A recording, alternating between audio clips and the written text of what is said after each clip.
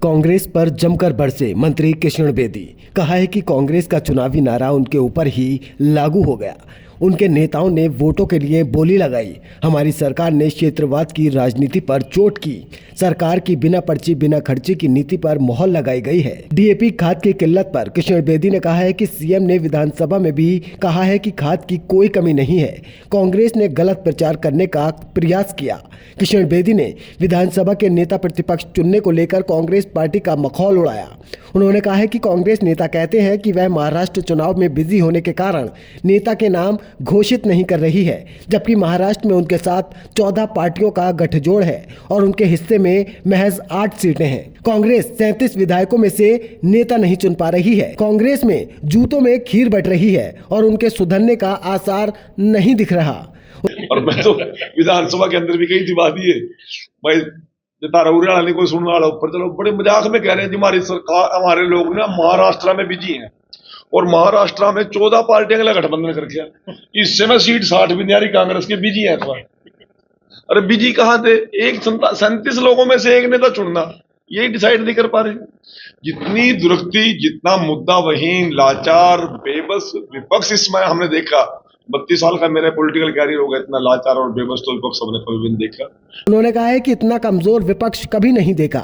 हमारे संकल्प पत्र की सभी घोषणाएं लागू की जाएंगी। 500 रुपए में गैस सिलेंडर उन परिवारों को मिलेगा जिनकी आमदनी 1,80,000 से कम है। लाडली बहन योजना भी जल्द लागू की जाएगी।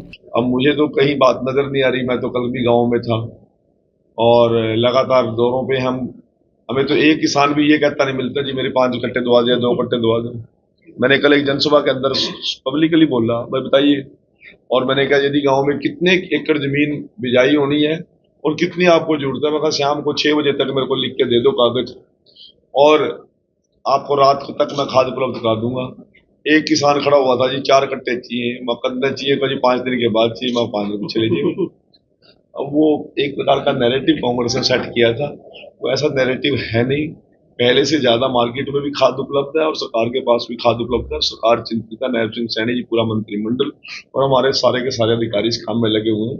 यदि आपके पास भी कोई केस मिले मैं अपना नंबर दे रहा हूँ, उसको खाद की किल्लत हो हम उसको खाद उपलब्ध कराएंगे। महिलाओं को 2100 रुपए कब से शुरू होगा?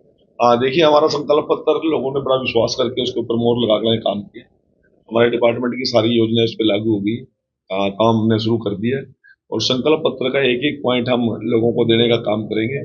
और लाडो लक्ष्मी योजना के तहत जो 2100 रुपए की बात है उसको भी हम पूरा करेंगे। 500 रुपए का सिलेंडर जो है वो 1,80,000 वालों को मिलेगा या सबको? नहीं, वो 1,80,000 से नीचे वालों को। बेदी ने जींद में होने वाले सम्मेलन का निमंत्रण देते हुए कहा है कि समान वंचित समाज को लाभ देने का ऐतिहासिक निर्णय लागू किया गया है, जिसके सम्मान में ये आयोजन होगा।